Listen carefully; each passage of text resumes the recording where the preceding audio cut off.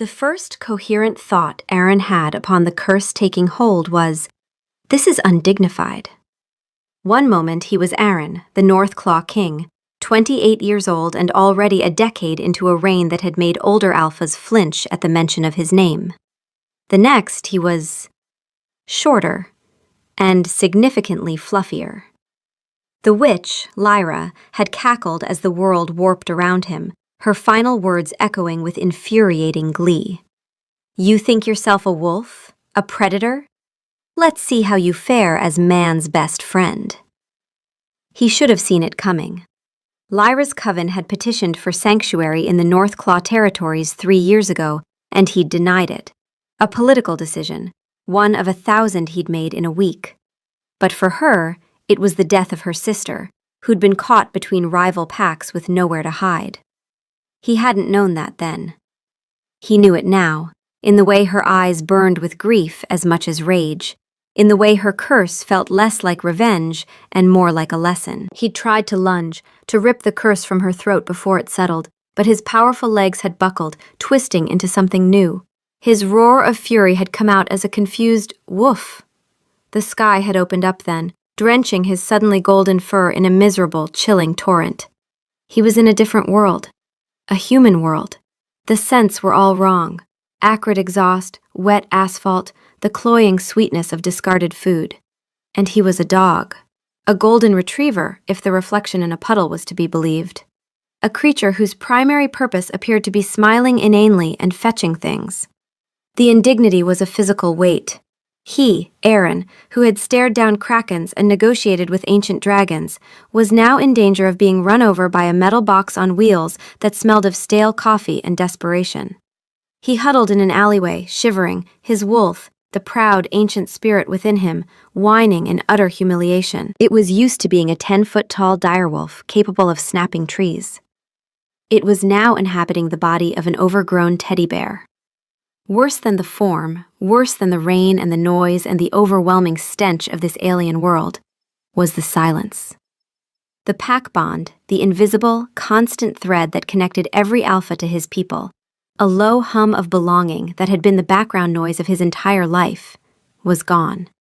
Severed. Like a limb torn away. To his pack, he knew with a sickening certainty, he would simply be gone, as if he had never existed. The curse hadn't just stolen his body, it had erased him. That's when she found him. The metal box, which he now understood was called a car, pulled to the curb, its lights cutting through the gloom. A woman got out. She wore a dark uniform that did little to hide the powerful lines of her body or the exhaustion etched on her face. Her scent hit him first, a complex and intoxicating mix of rain, gunpowder, coffee, and a deep, buried sadness that felt like coming home. His inner wolf, the one that had been sulking for the past hour, sat up and tilted its head, its tail giving a tentative, traitorous thump against the wet pavement. "Mate," it whispered in his mind, a single word that shattered his world far more effectively than the witch's curse. No, it couldn't be. His fated mate was not a human. His fated mate was certainly not a human who was currently staring at him with a mixture of pity and exasperation. "Oh, for crying out loud," she muttered, her voice rough but warm. "You're going to get yourself killed out here, dummy." She approached slowly, holding out a hand. Aaron's instinct was to snarl, to show her the king she was dealing with. A pathetic yip escaped his throat. She knelt, her knees getting soaked on the grimy asphalt, and looked him in the eyes. Her own were the color of moss after a storm, guarded but kind. "Hey, buddy, you lost?" He was the Alpha King of the North Claw Dominion. He was never lost. He was strategically repositioning, but all he could do was shiver. She sighed, a sound that seemed to carry the weight of a long, thankless day. "All right, come on. You can't stay out here." She coaxed him toward her car, and against every regal alpha instinct he possessed, he went.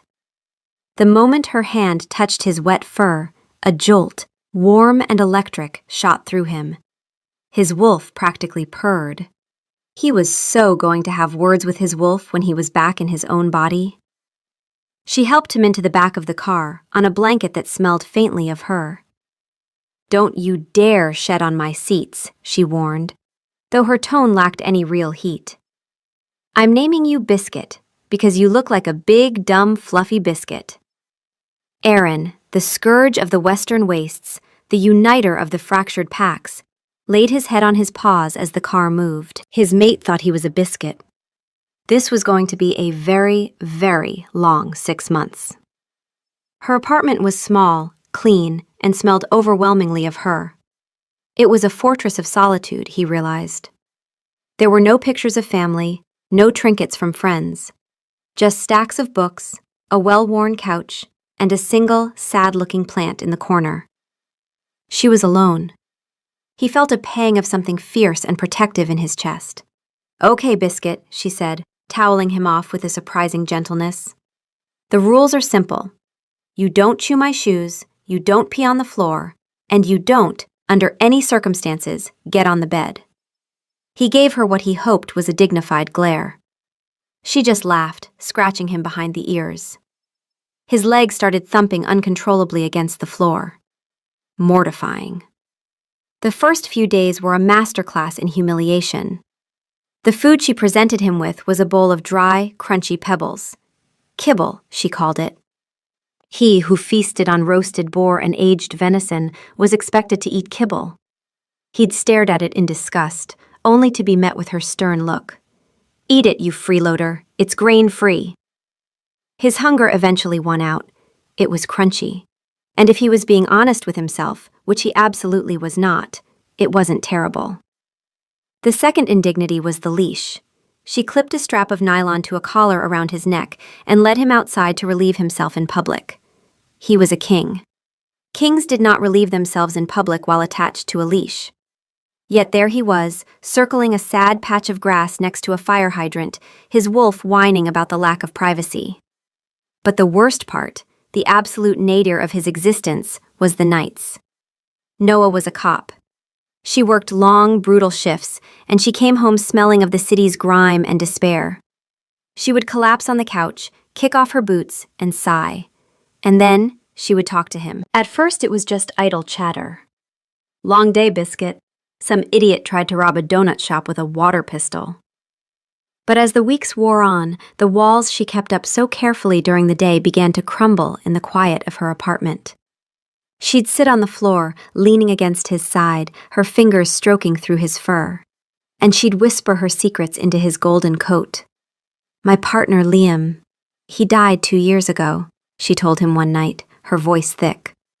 "It was my fault. I went left, he went right. I should have been the one."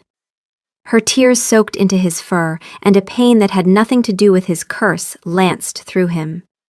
He rested his head on her lap, letting out a soft whine, wishing he could tell her it wasn't her fault, that he could hold her and absorb her grief. All he could do was be a warm, furry presence.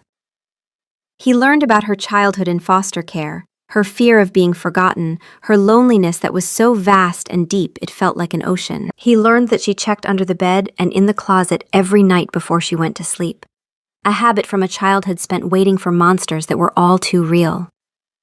He learned that she pretended to hate cheesy romance movies, but secretly watched them when she thought no one was looking, crying at all the right parts. And he sat through every single one. He had opinions. The male lead in the one about the baker was an absolute fool who deserved nothing. He, Aran, was falling in love with Noah Mercer.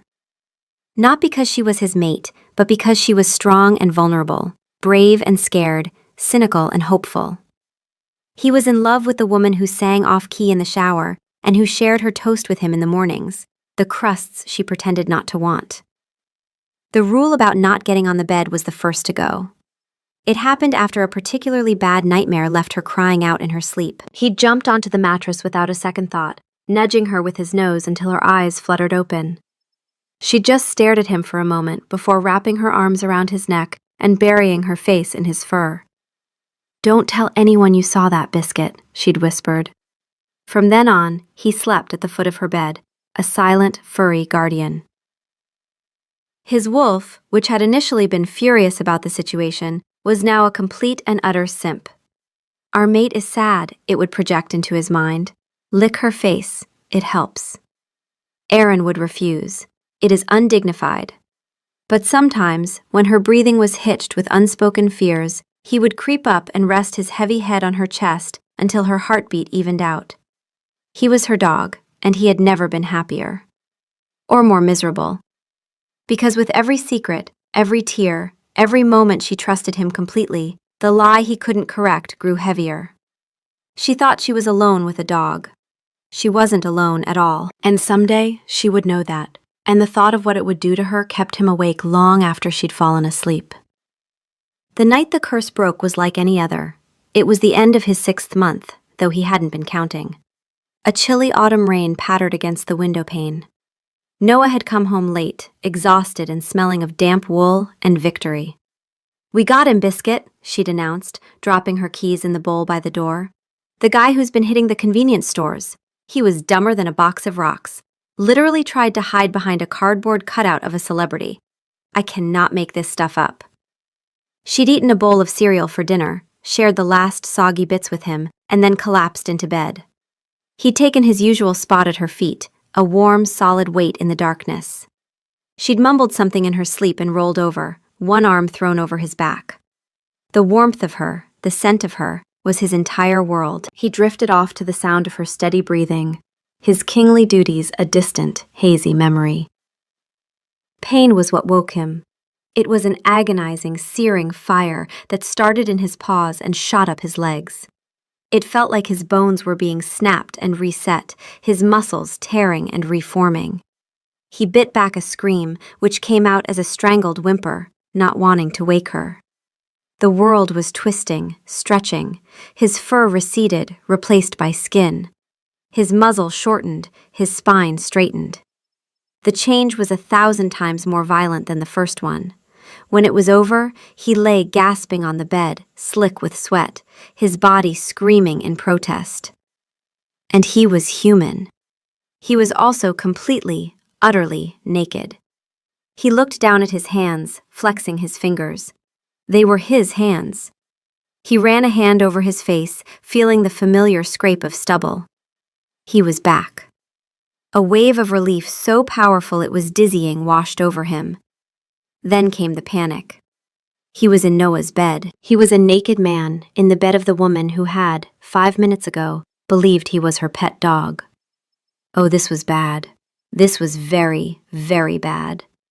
He tried to slide off the bed, to find something, anything, to cover himself with. But he was tangled in the sheets, his newly reacquired limbs clumsy and uncooperative. The movement jostled the mattress. Noah stirred. "Biscuit?" she murmured, her voice thick with sleep. She reached out a hand, expecting to find fur. Her fingers brushed against a firm, warm bicep. Her eyes snapped open. For a long second, there was only silence. He could see the confusion in her sleepy eyes, then the dawning horror, then the pure, undiluted terror. Her training kicked in. She didn't scream, not at first. She moved with a liquid speed that was terrifyingly efficient, rolling off the far side of the bed and coming up with the cold, black metal of her service weapon, which she apparently kept on her nightstand. It was pointed directly at his chest. "Don't move," she commanded, her voice low and deadly serious. Her eyes, those beautiful moss-green eyes that had looked at him with such affection, were now wide with fear. "Who the hell are you, and how did you get into my apartment?" Aaron held his hands up, palms out. His mind was racing, trying to find the words. "How do you explain this?" "Surprise! The dog you've been sharing your deepest insecurities with is actually a supernatural monarch from another dimension?" It lacked a certain finesse. "Noah," he started, his voice rough from disuse. "Please, just listen. I know your name. Big deal. You have 3 seconds to start talking before I put a hole in you." "It's me," he said, the words feeling utterly insane as they left his mouth. "It's Biscuit." Her expression didn't change, but a flicker of something, disgust, disbelief, crossed her face. "You think this is a joke?" "No, I was cursed," he stammered, trying to pull the sheet up to cover himself. "A witch. She turned me into a dog. For 6 months. The curse just broke. She stared at him, her knuckles white on the grip of her gun. He could see her mind working, trying to process the sheer absurdity of his statement. She was looking for holes, for the lie. The problem was, it was the truth. And then, he watched it happen in real time. The processing shifted. Not just, there's a man in my bed, but, there was always a man in my bed. Every night she'd curled around him, every tear she'd cried into his fur, every whispered confession she'd thought was vanishing into the safe, wordless void of an animal's mind. It had all been heard. By a man. A man who was looking at her right now with those golden brown eyes that knew exactly what she sounded like when she cried in her sleep. "You know everything," she whispered. It wasn't a question. "I know you're afraid of thunderstorms because your foster father used to lock you in the closet during them," he said softly, desperate for her to believe him. "I know you keep a picture of your partner, Liam, in your locker because you can't bear to look at it at home. I know you hum Dancing Queen when you think no one can hear you." Each secret landed like a stone dropped into still water. Her face went pale. The gun didn't waver, but her hand started to tremble. He could see it, the exact moment the fear of a stranger was overtaken by something worse. The sheer burning mortification of being completely, utterly known by someone she'd never chosen to let in. Every ugly, unguarded, private moment she'd thought was hers alone. Gone. Witnessed. She wasn't angry. She was exposed. Stripped bare in a way that had nothing to do with the naked man in her sheets, and everything to do with the walls she'd spent a lifetime building, now rubble at her feet. "Get out," she said, and her voice didn't shake with rage. It shook with the effort of holding herself together. "Noah, please. I need you to leave," she said, and it was quieter this time, almost a plea. "I can't. I need to think. I need to process this. I just need you to not be here right now." He scrambled to obey, pulling on the rough-spun trousers and tunic that were the traditional garb of his people. They'd materialized at the foot of the bed, a final parting gift from the curse, feeling utterly alien in her small, modern bedroom. He wanted to explain, to make her understand that he'd been as trapped as she was. But he could see it in her eyes. She didn't blame him. She just couldn't look at him. Not yet. Not while the echo of every whispered secret was still hanging in the air between them. Dressed, he turned to face her. "Noah, I swear I never meant for this to happen. Please," she said, and the word broke in the middle. "Just go." He walked to the door, every step feeling like a failure. He paused with his hand on the knob, looking back at her. She was still standing there, gun lowered now, pointed at the floor. She wasn't crying. She was just standing very, very still, like someone trying to remember how to breathe. He had done this to her. Not through malice, not through choice, but it didn't matter. The one person in any realm he would die to protect, and he had shattered her armor without ever meaning to. He opened the door and stepped out into the hallway, the lock clicking shut behind him like a final judgment. He was Aaron, the Alpha King, and he had just been asked to leave by his mate. His wolf howled in misery inside his head. This was so much worse than being a dog. Aaron didn't leave town. He couldn't. It was a physical impossibility, like trying to command his own lungs to stop breathing. His wolf, a frantic, miserable beast now that it was back in its proper housing, was clawing at the inside of his ribs, demanding he go back. "Our mate is alone. She is afraid. Fix it." It was a constant, pounding drumbeat in his skull. Fix it. But how? He couldn't exactly knock on her door with a bouquet of roses and an apology card that read, "Sorry I was secretly an enchanted magical king while you thought I was a golden retriever named Biscuit." There wasn't a greeting card for that. He checked. He found a dingy, pay-by-the-week motel on the edge of town. The room smelled of stale smoke and regret, a fitting atmosphere for his current state of mind.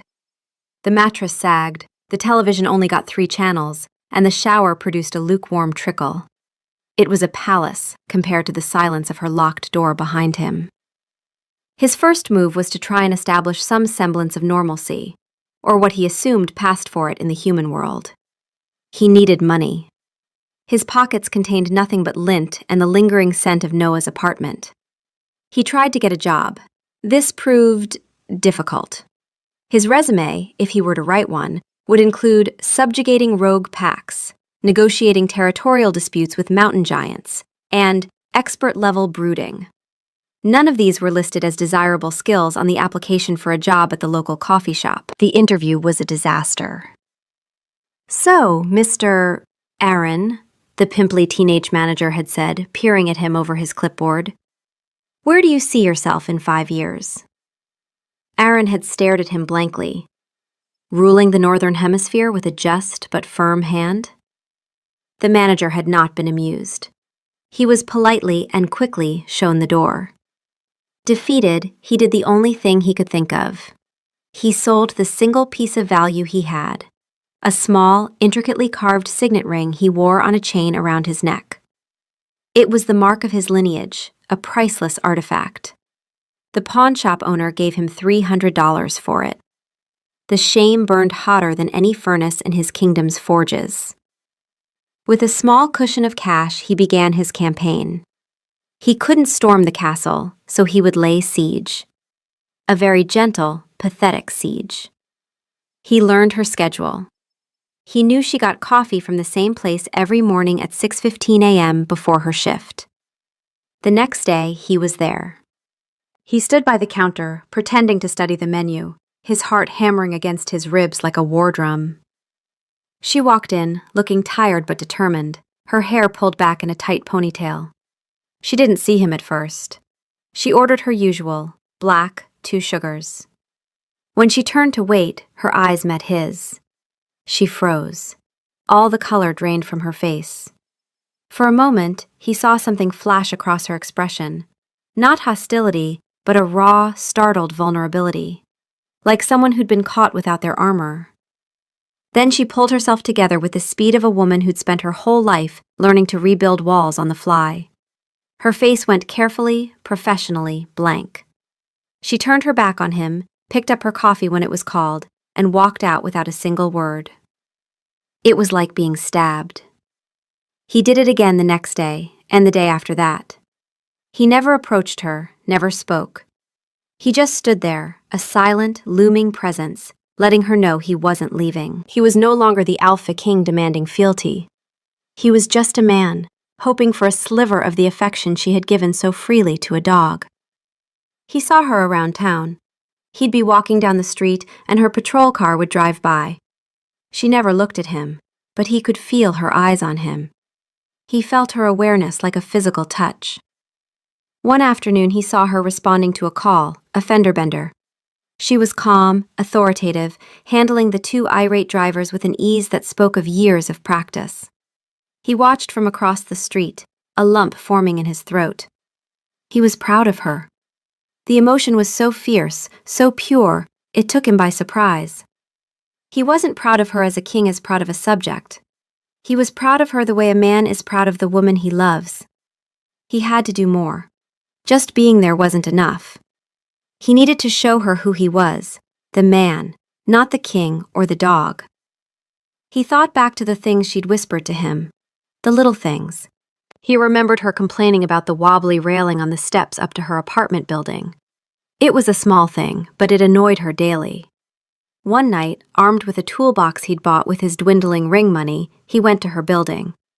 Under the cover of darkness, he worked silently, tightening the bolts, reinforcing the wood, making sure it was solid and secure. He was gone before the sun rose. The next day, he watched from his usual spot across from the coffee shop. He saw her walk up her steps, her hand automatically going to the railing. He saw the flicker of surprise on her face when it didn't wobble. She stopped, ran her hand over it, a small, confused frown on her face. It was a tiny victory, but it felt monumental. He kept doing it. He heard her tell Biscuit how she wished she had time to weed the sad little flower bed in front of her building.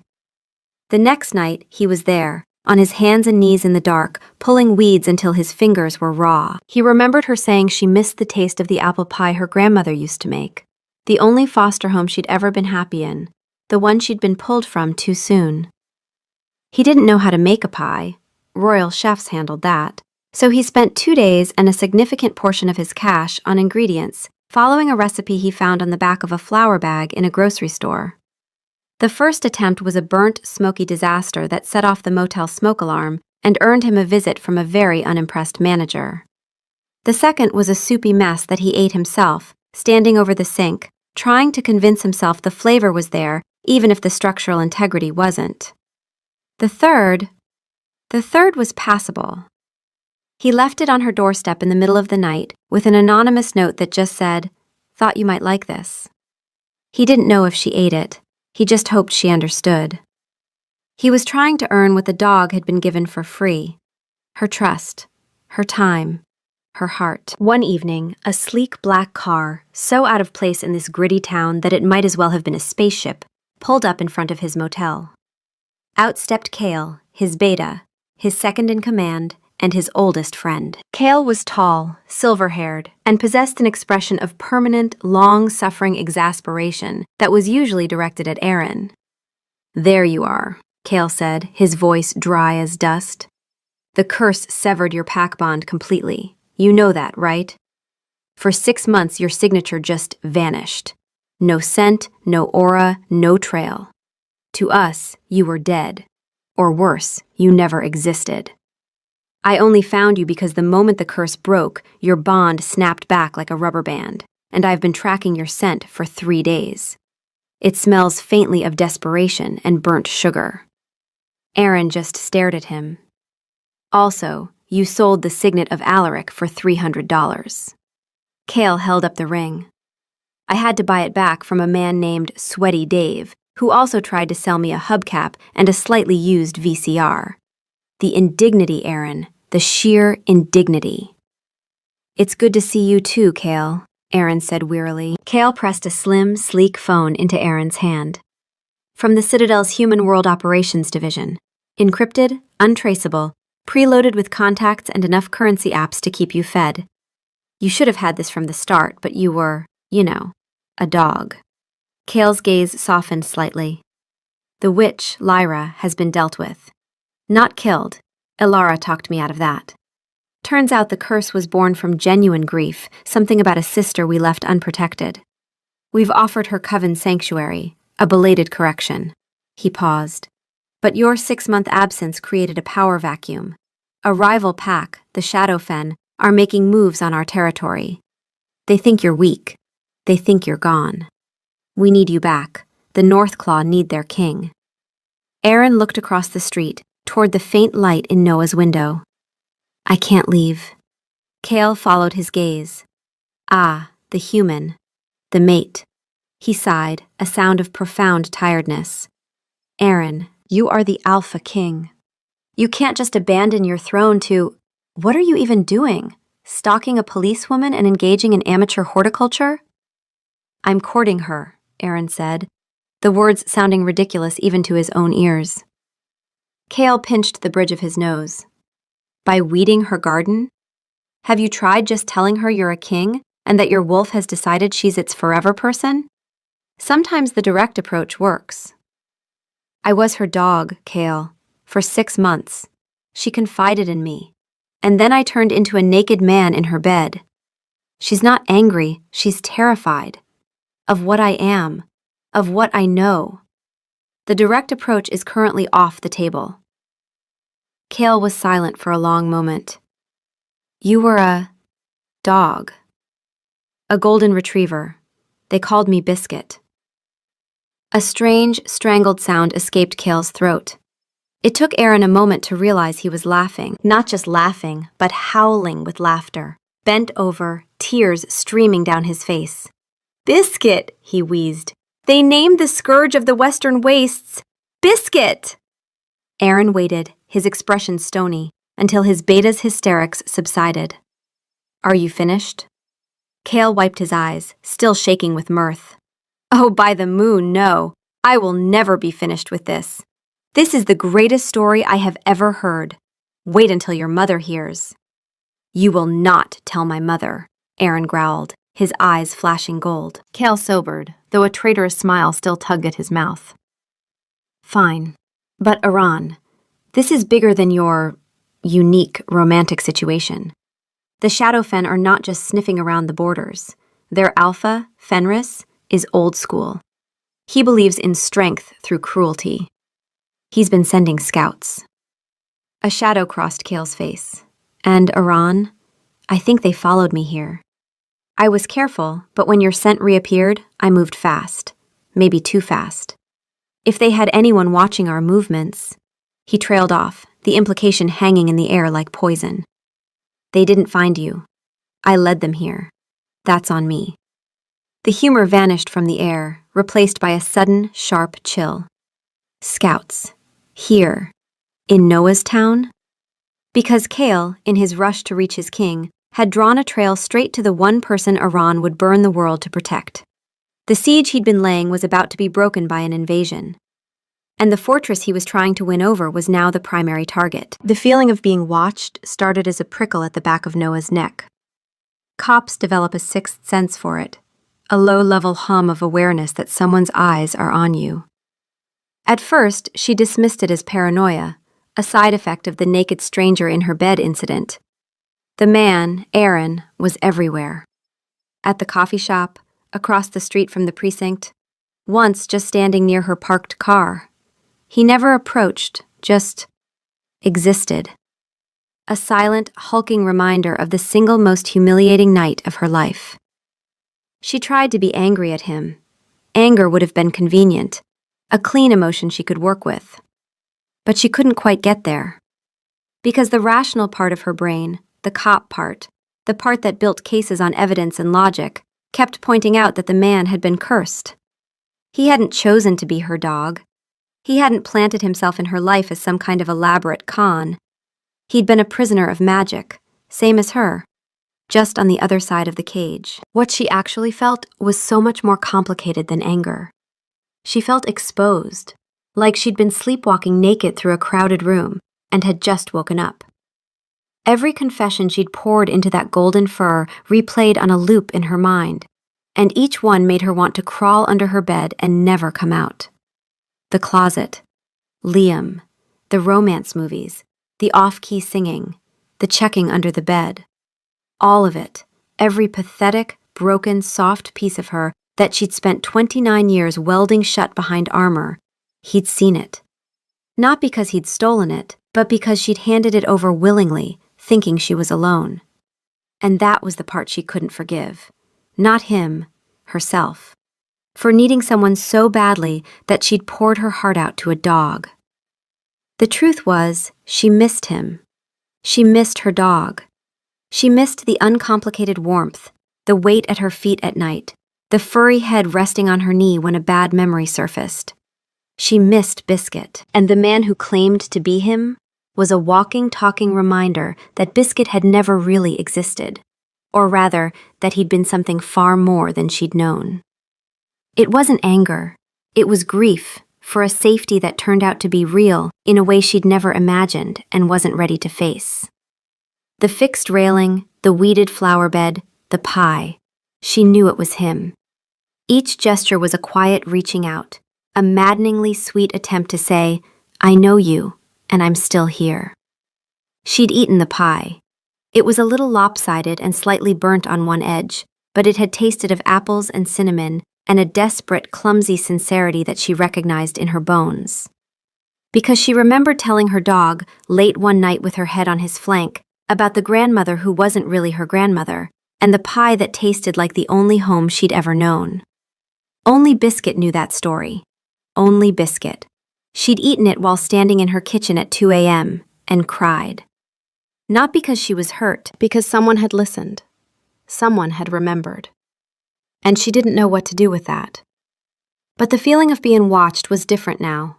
It wasn't Aaron's brooding, lovesick gaze. This was predatory. It was the feeling she got right before a raid, the silent tension in the air that meant something bad was about to break. Her partner, a grizzled veteran named Sal, noticed her distraction. You okay, Mercer? You've been jumpier than a cat in a room full of rocking chairs. I'm fine, she lied, scanning the street as they sat in their patrol car. Just a weird week. Weird week started when that tall, dark, and broody fella started showing up everywhere you go, didn't it? Sal said, a knowing smirk on his face. You got a stalker?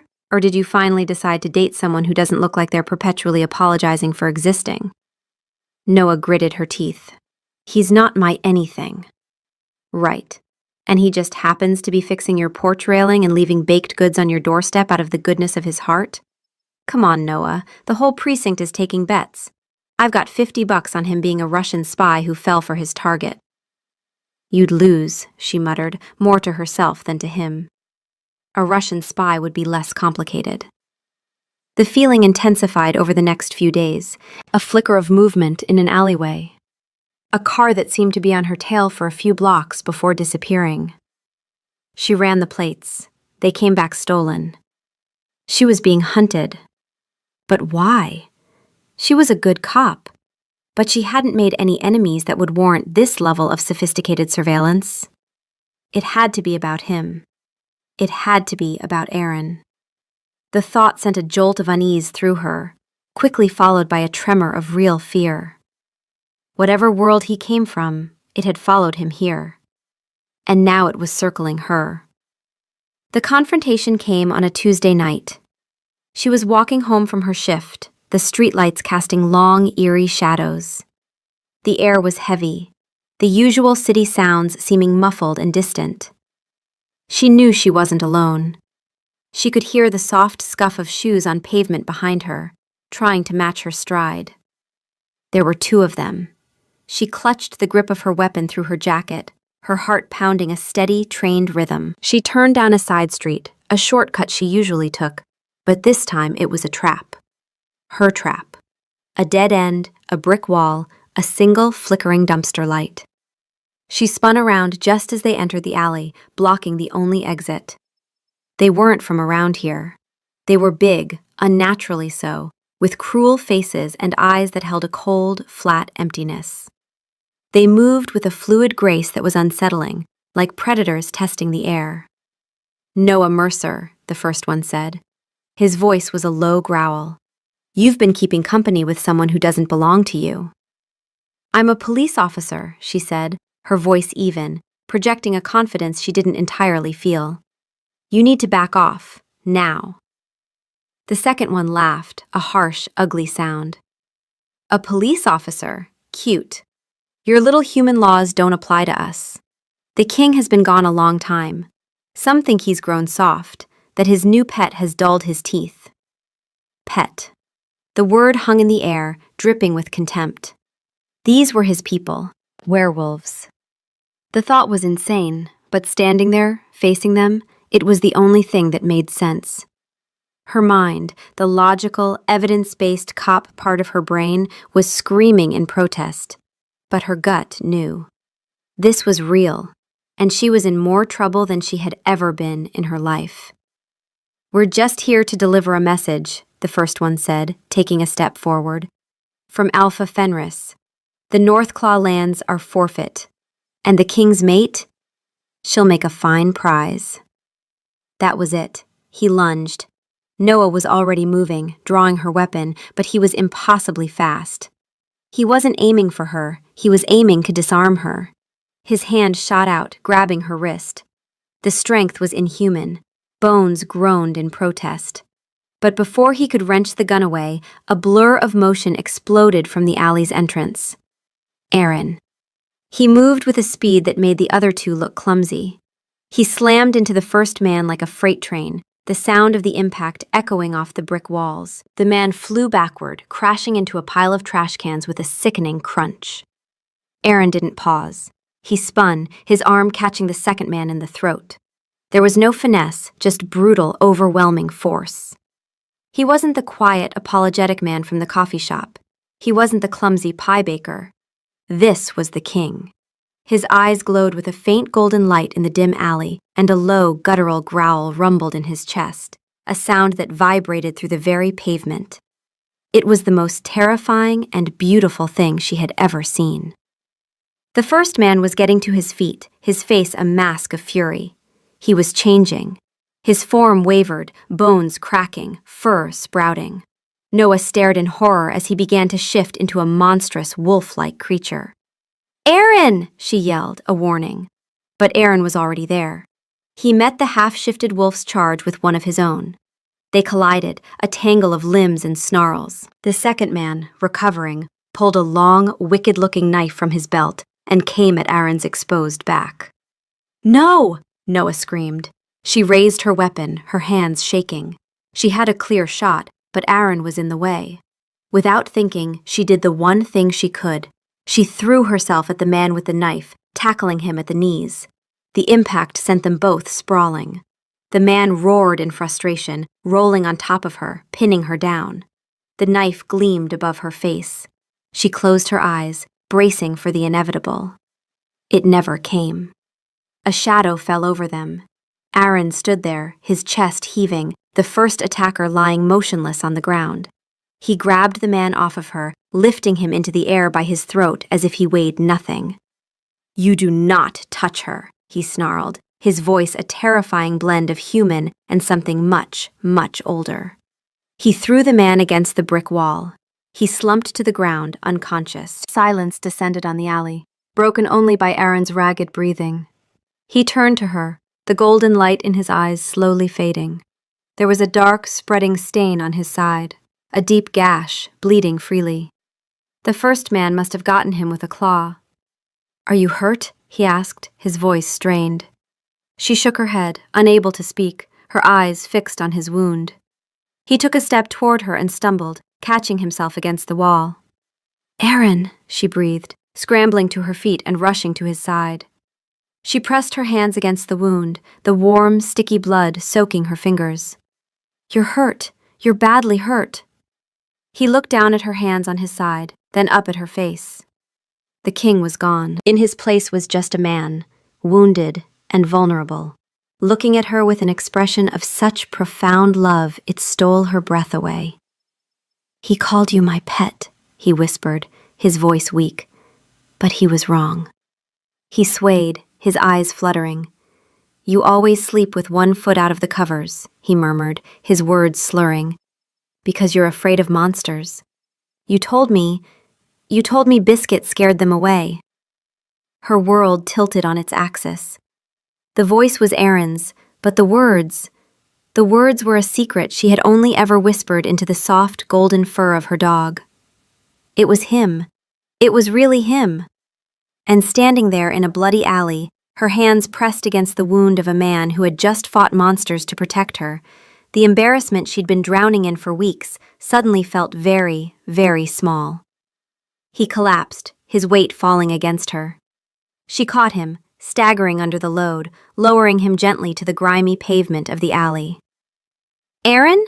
Aaron!" she yelled, shaking him, but he was unconscious, his blood pooling around them in the dim, flickering light. He had saved her life, and now he was dying in her arms. 911, what's your emergency?" The dispatcher's voice was calm, professional, a lifeline in the chaos. Noah didn't let go of Aaron, keeping pressure on the wound with one hand while holding her phone to her ear with the other. "This is Officer Mercer, badge 734. I need a bus at the alley off Elm and 3rd. Officer involved." "No, that's not right. Assault with a deadly weapon. One victim, critical.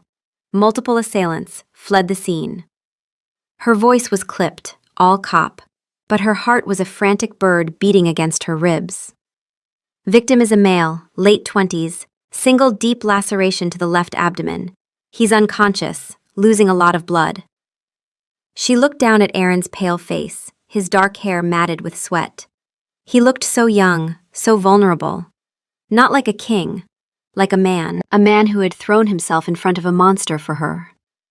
"Ma'am, is the scene secure?" the dispatcher asked. Noah glanced at the two unconscious forms slumped against the walls.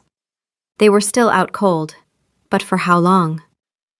"For now," she said. "Tell the responding units the suspects are unusual. Use caution." How was she going to explain this? Two guys who looked like they could bench press a car, and one of them had partially turned into a wolf. They'd laugh her off the force. The wail of sirens grew closer. Sal would be on shift. He'd be the first one here. She had to think. She looked at Aaron's wound. It was deep, ragged. A claw wound. No knife made a cut like that. They'd see it at the hospital. Questions would be asked. Questions she couldn't answer without sounding insane. A thought struck her, cold and desperate. Cale, the man in the black car, Aaron's friend. He'd said their enemies were here. He would know what to do. She fumbled for Aaron's phone, the one Cale had given him at the motel, which had fallen from his pocket during the fight. It was sleek and unfamiliar, with no discernible brand. It was also locked. She tried a few obvious passwords. Noah. Nothing. Biscuit. Nothing. She cursed, her frustration mounting. Aaron stirred, groaning in pain. His eyes fluttered open, unfocused. Noah, he breathed. Stay with me, Aaron, she said, her voice softer than she intended. Help is coming. No hospital, he rasped, trying to sit up. They won't know how. Wolfsbane. Wolfsbane? The claws. Fenris's pack. They laced them with silver and wolfsbane. A poison to us. Poison. That explained why he wasn't healing. The accelerated healing she'd read about in cheap paranormal romance novels, apparently it was real, and it wasn't working. The sirens were almost on top of them. She had seconds to make a choice. Trust the world she knew, hospitals, doctors, science, or trust the dying magical king in her arms. It wasn't really a choice. Cale, she said urgently, holding the phone up. What's the password? Aaron's eyes struggled to focus on her face. My kingdom, he mumbled. Then his eyes rolled back and he went limp again. Kingdom. She typed it in. The phone unlocked. His contacts list was bizarre. Cale, Mother, Griselda, head of Royal Archives. She pressed Cale. It rang once before he picked up. Aaron, did you deal with them? I scented them moving on your position. This is Officer Noah Mercer, she said, her voice tight. Aaron's down. He's been hurt. Badly. He said something about wolfsbane. There was a string of curses from Cale's end, in a language she didn't understand but whose meaning was perfectly clear. Where are you? He demanded. She gave him the address. The ambulance is almost here. I don't know what to do. Do not let them take him to a human hospital. Cale's voice was sharp, commanding. It will kill him. I am 5 minutes out. You have to stall them. Can you do that, Officer Mercer? Stall an ambulance crew and a dozen of her fellow cops? Yeah, she said, her mind already spinning. I can do that. The first patrol car screeched to a halt at the mouth of the alley. Sal jumped out, gun drawn. Noah, you okay? I'm fine, Sal. It's the victim who's critical, she yelled back, positioning herself over Aaron, shielding him from view as much as possible. Sal and his rookie partner approached cautiously, their eyes taking in the scene. The two unconscious men, the blood, her kneeling on the ground. What the hell happened? Sal asked, holstering his weapon as the paramedics arrived with a gurney. Mugging gone wrong, she said quickly. I walked in on it. They turned on me. He stepped in.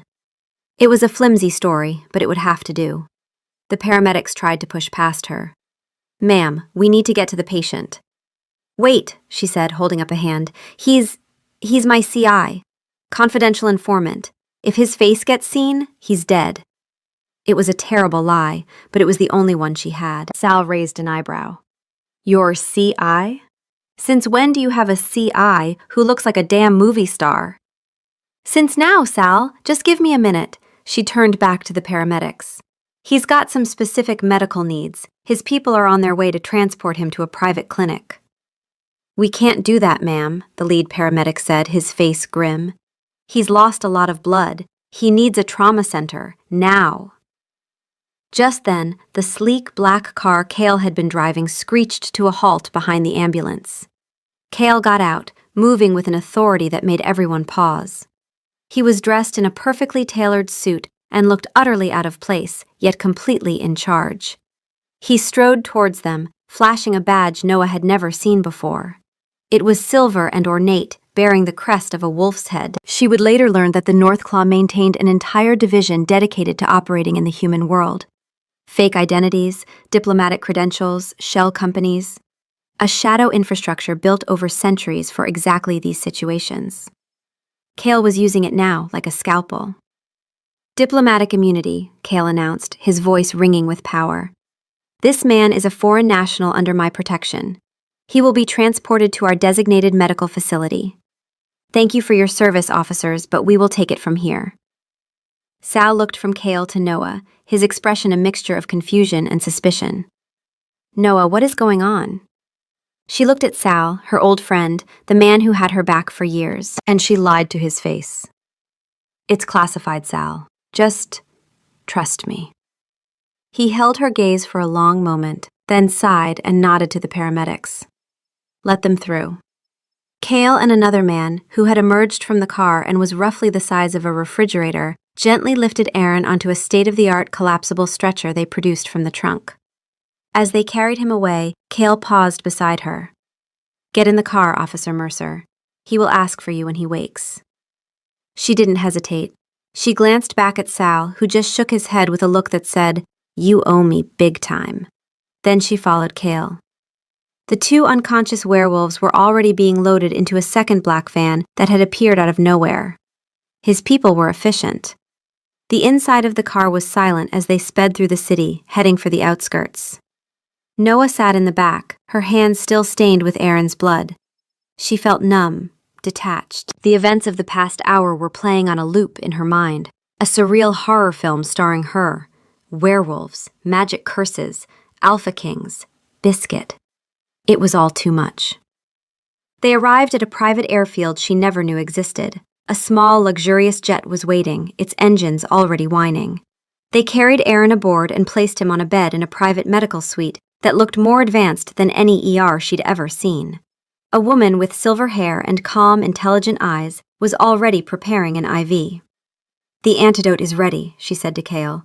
His alpha blood is fighting it, but the silver is the real problem. We need to get it out of his system.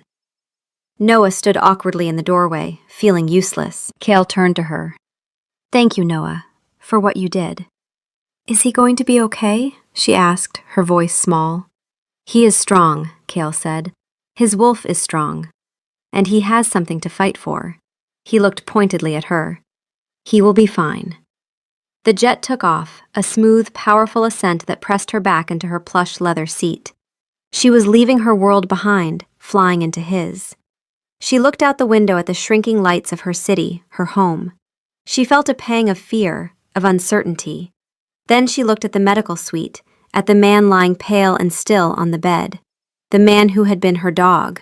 The king who had bled for her in a dirty alley. The fear receded, replaced by a quiet, fierce determination. She didn't know what this new world held. She didn't know if she was ready to be fully seen by another person, or if the embarrassment would ever fully fade. But as she watched the steady rise and fall of his chest, she knew one thing for sure. She wasn't going anywhere. The journey passed in a blur. Noah didn't sleep. She sat by Aaron's bedside, watching the woman Kale called Ilara work. She moved with quiet efficiency, administering vials of glowing liquids, chanting in a low, melodic language, and placing cool compresses on his forehead. The wound on his side, which had been an angry, blackened gash, slowly began to close, the flesh knitting itself back together with an unnatural speed. It was magic. Real, tangible magic. And it was saving his life. Kale sat across from her, his earlier exasperation replaced by a somber watchfulness. He answered her questions, his voice low. He told her about their world, hidden in plain sight, about the pacts, the hierarchy, the ancient laws. He told her about Aaron, not the king, but the man. He told her about Aaron's father, a great but stern ruler who had died when Aaron was barely 18, leaving a boy to shoulder a kingdom. He told her about the immense pressure he'd been under ever since. A decade of proving himself to alphas twice his age who saw a young king and smelled weakness. He told her about his deep-seated loneliness, a king surrounded by subjects but with no equals. He never let anyone in, Kale said, his gaze on his friend. Not really. He built walls around himself to project strength. Being with you, as Biscuit, it was the first time in his life he was loved for just being. not for what he was or what he could do. You scratched him behind the ears and shared your toast and talked to him like he mattered, not because he was the Northclaw King, but because he was there. Do you understand how devastating that is for a man who has never had that? The words hit her harder than any physical blow. She had been so consumed by her own exposure that she hadn't thought about his. He'd heard her secrets, yes, but she had been the first person to ever see him without his crown, without his title, without the weight of a kingdom pressing down on his shoulders. She'd loved the version of him that nobody else had ever met. And he'd been just as trapped as she was, forced to receive love he couldn't acknowledge, hearing her pain and being unable to do anything but rest his head on her lap and hope it helped. Her embarrassment, which had been a wall, didn't crumble. It just became less important, smaller than what it had been hiding underneath, which was the terrifying, undeniable truth that she had fallen in love with her dog, and her dog had fallen in love with her, and neither of them had been wrong. When Aaron finally woke, the jet was beginning its descent. His eyes fluttered open, the gold flecks in their brown depths clear and sharp. They found her immediately. "Noah," he breathed, his voice hoarse. She was at his side in an instant, her hand finding his. His skin was warm. "Hey," she said softly. "Welcome back." A faint smile touched his lips. "Am I still in trouble?" She managed a small, watery laugh. "Let's just say you're on probation. A very strict probation." He squeezed her hand. "I'll take it." They landed in a world of impossible beauty. The airfield was carved into the side of a mountain, overlooking a vast, mist-shrouded valley. Towering pines, larger than any she had ever seen, blanketed the landscape. In the distance, clinging to the mountainside, was a sprawling citadel of dark stone and timber, its towers scraping the clouds. It looked like something from a fantasy novel. The Northclaw Dominion. His kingdom. The air was different here, clean, crisp, and alive with the scent of pine and damp earth, and something else, something wild. As they disembarked, a crowd was waiting.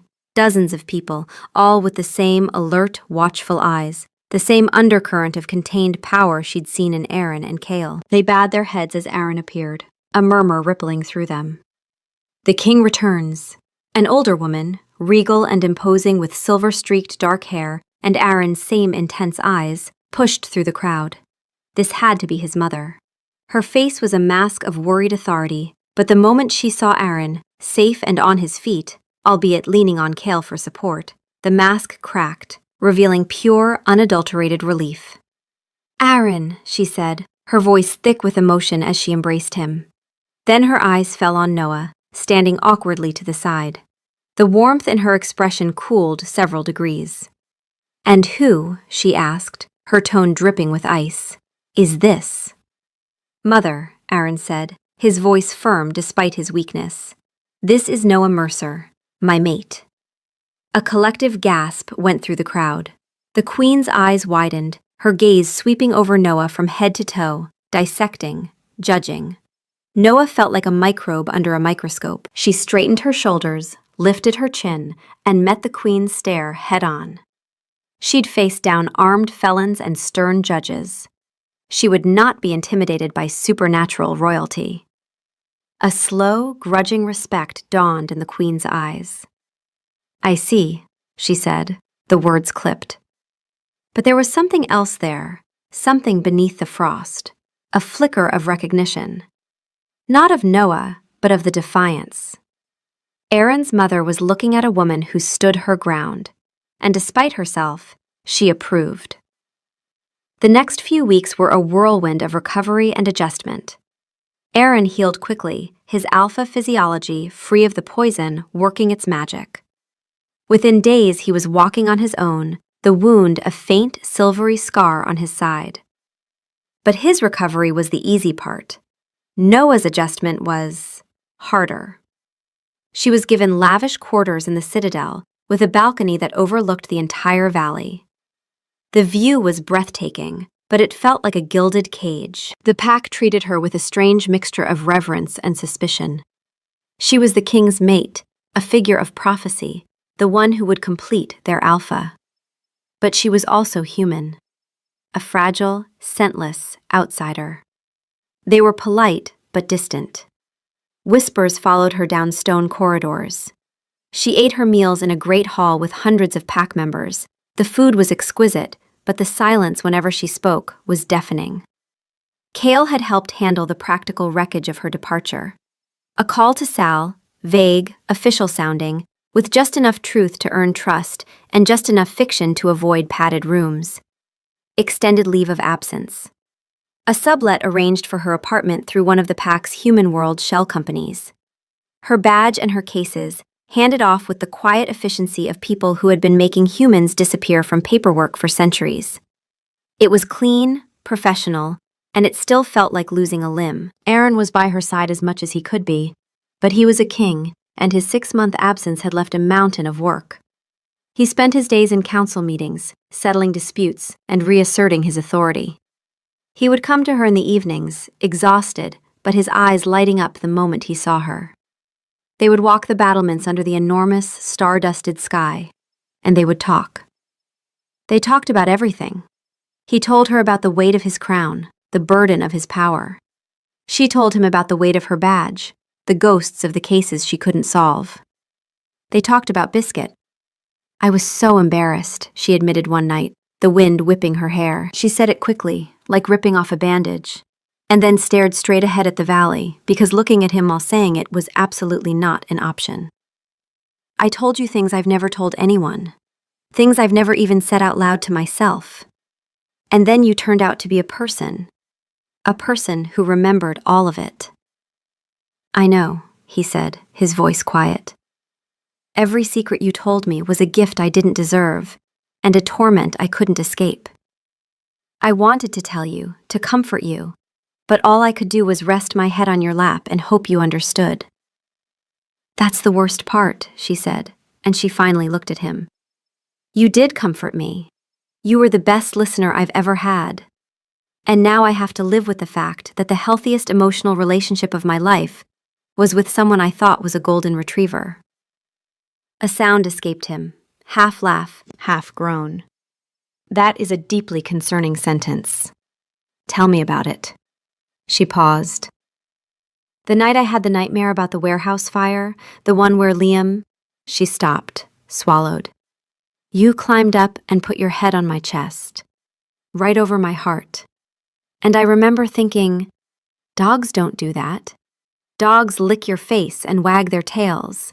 They don't lie perfectly still on your heartbeat like they're trying to hold you together from the inside. Some part of me knew you were more." He was very still beside her. "I was trying to hold you together," he said, his voice barely above a whisper. "It was the only thing I could do." She reached for his hand. His fingers closed around hers, warm and solid, and for the first time since the curse broke, the touch didn't feel complicated. It just felt right. The breakthrough came during a formal dinner. A visiting alpha from a neighboring pack, a brutish, arrogant male named Vorlag, was making pointed remarks about Aaron's human pet, his voice loud enough for the whole hall to hear. Aaron's jaw was tight, a low growl rumbling in his chest, but he was bound by the laws of hospitality. Noah, however, was not. She stood up, her fork clattering onto her plate. The hall fell silent. "Excuse me," she said, her voice clear and carrying. "Alpha Vorlag, is it? I'm a cop, or I was. And in my line of work, we have a term for people who are all bark and no bite, who have to put others down to feel big." She paused, letting the silence stretch. "We call them cowards." Vorlag's face turned purple with rage. He shot to his feet, his chair crashing backward. "You dare!" "I dare," she interrupted, her voice like ice. "You come into this hall as a guest and you insult your host and his mate." She said the word with a newfound confidence. "That doesn't speak of strength, it speaks of weakness and fear. So please, sit down, finish your meal, and try to learn some manners." The entire hall held its breath. Vorlag looked like he was about to shift and tear her apart. But then, something amazing happened. Aaron started to laugh. Not a polite chuckle, but a deep, booming laugh of pure delight. It broke the tension like a thunderclap. Kale joined in, then a few of Aaron's other trusted warriors, and soon the whole hall was filled with laughter. Not at her, but with her. At Vorlag, who now stood utterly humiliated. He sank back into his chair, his face a thundercloud, defeated not by a show of force, but by the quiet, unyielding strength of a human woman. Later that night, Aaron found her on her balcony. He came up behind her, wrapping his arms around her waist and pulling her back against his chest. "That was the most magnificent thing I have ever seen," he murmured into her hair. "You faced down an alpha 10 times your size and brought him to his knees with nothing but words." "He was a bully," she said, leaning back into his embrace. "I hate bullies." "I know," he said softly. He was quiet for a long moment. "Noah, I know this is a lot. This world, my pack, my mother." He grimaced slightly. "It's not your life. I would never ask you to give up who you are." She turned in his arms to face him. "What if it's not about giving anything up? What if it's about adding something? My life was quiet. It was safe. It was gray. This," she gestured to the moonlit valley, to the stone citadel around them, "is terrifying and chaotic and completely insane. But it's not gray." He searched her face, his expression hopeful and uncertain. "So, are you saying you'll stay?" "I'm saying I'm willing to try," she said. "But we're doing this my way. We're dating." He blinked. "Dating?" "Yes, dating. You'll take me to dinner, we'll go on walks, you will attempt to be charming. There will be no talk of mating bonds or royal duties. We're going to get to know each other, the man and the woman, not the king and the cop." A slow, brilliant smile spread across his face, the one she'd seen so rarely, the one that made him look years younger. "I would like that very much," he said. He leaned in, his forehead resting against hers. "So, for our first date, have you ever ridden a direwolf under a full moon?" She laughed, the sound bright and free in the quiet night. "No, but I'm willing to learn." As he looked down at her, the fierce cop who had saved him, the woman who had faced down his mother and humbled a rival alpha, he knew he was the luckiest king, the luckiest man, in any world. His wolf, for once, was silent, not with anxiety or longing, but with a deep, purring contentment. It was home. Epilogue. 3 years later. The great hall of the Northclaw Citadel was a cacophony of cheerful chaos. Pack members mingled, laughing and talking, while children in various states of half-shift chased each other between the long tables, yipping and giggling. At the head table, Aran, the Alpha King, was trying very hard to maintain a regal posture, while a 2-year-old with his dark hair and Noah's moss-green eyes systematically smeared mashed sweet potato into his very expensive black tunic. "Liam," Aran said with the strained patience of a man pushed to his absolute limit, "the tunic is ceremonial. It is not a napkin." The boy's name had been Aran's idea. He'd brought it up one night, quietly, almost shyly, while Noah was heavily pregnant and complaining that her ankles had been replaced by cantaloupes. "Liam," he'd said, not looking at her, tracing a pattern on the bedspread. "If it's a boy." She'd gone very still. "You want to name our son after my dead partner?" "I want to name our son after the man who kept you alive long enough for me to find you," he'd said, finally meeting her eyes. "The man whose memory made you the person I love. He matters. He should always matter." She'd cried for 20 minutes. He'd held her and said nothing, because after 2 years together he'd learned that sometimes holding was the whole job. The pregnancy itself had been a source of considerable anxiety for the royal healers, who had never dealt with a human-wolf pairing before. Elara had monitored every stage, eventually declaring with academic fascination that the alpha bloodline breeds true regardless of the mother's species. The mate bond adapts the child's development to accommodate both lineages. In practical terms, this meant Noah had experienced a perfectly normal pregnancy with one exception. Her son had hiccuped in the womb so hard it registered on a seismic monitor in the healer's wing. The toddler, whose wolf form was a small, dark-furred pup with oversized paws and his mother's fierce green eyes, giggled and held up a fistful of orange mush.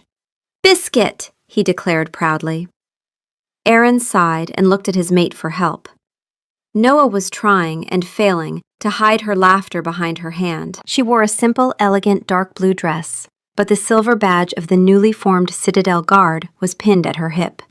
She'd refused to be a queen who just sat on a throne. She'd built their law enforcement from the ground up, blending human forensics with werewolf tracking skills. Crime in the Dominion had dropped by 70%. She'd also called Sal the day after she'd settled in and told him everything. He'd been silent for a full minute, then said, "So the Russian spy thing was actually less weird than the truth."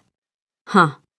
He now visited twice a year, ostensibly as a diplomatic liaison, which mostly meant he drank mead in the Great Hall and taught young wolves how to play poker. "He's got you there, Your Majesty," Noah said, her eyes twinkling. "It does look like a biscuit now." Kale, sitting on Aaron's other side, choked on his wine. He'd never quite gotten over the biscuit story, and the fact that Aaron's own son had resurrected the name was a source of endless joy for him. "The boy has a point, my king. The resemblance is uncanny." Aaron shot his beta a look that could curdle milk. "You are not helping." He surrendered, picking up a cloth napkin and gently wiping his son's face and hands. Liam rewarded him by grabbing his nose with a surprisingly strong grip. Life was no longer a matter of subjugating enemies and negotiating treaties. It was about surviving toddlerhood. It was infinitely more challenging. Later, after Liam had been put to bed, his tiny wolf pup form curled up in a nest of blankets beside their bed because both his parents understood the comfort of a guardian nearby in the dark. He and Noah stood on their balcony. The chill night air was a welcome relief. "You know," Noah said, leaning against him as he wrapped his arms around her, "Sal sent me a message today. He's retiring. He said to tell the Russian spy that he still owes him $50. Aaron chuckled, the sound a low rumble in his chest. "I should send him a royal treasury bond. That might cover it." "Don't you dare. He'd have a heart attack." She was quiet for a moment, watching the moon rise over the peaks. "Do you ever miss it? The quiet?" He thought for a moment about his life before her, the solitude, the crushing weight of the crown, the silent halls of his own heart. "No," he said honestly, pressing a kiss to the top of her head. "My life wasn't quiet. It was silent. You brought the noise, and the light, and the sweet potatoes." She laughed, turning in his arms to face him. "I love you, you big, dumb, fluffy biscuit." "I love you, my fierce, beautiful, terrifying cop," he replied, his voice thick with an emotion that still, after all this time, took him by surprise. He leaned in to kiss her, but before their lips could meet, a frantic scratching sound came from the balcony door. They both turned. A golden retriever, fully grown and wagging its tail so hard its whole body wiggled, stood at the glass door, a slobbery tennis ball in its mouth. It was the dog they'd adopted a year ago, a rescue from the human world that Noah had insisted on. His name, much to Aaron's eternal chagrin, was Biscuit II. Aaron looked at the dog. He looked at his wife, who was grinning. He looked at the life they had built. A chaotic, messy, beautiful tapestry of two worlds woven together. He sighed, a long-suffering sound that held no real complaint. All right, I'll throw the ball." He was the Alpha King, a ruler of thousands, a warrior of legend. And his life was run by a cop, a toddler, and two golden retrievers. He wouldn't have it any other way.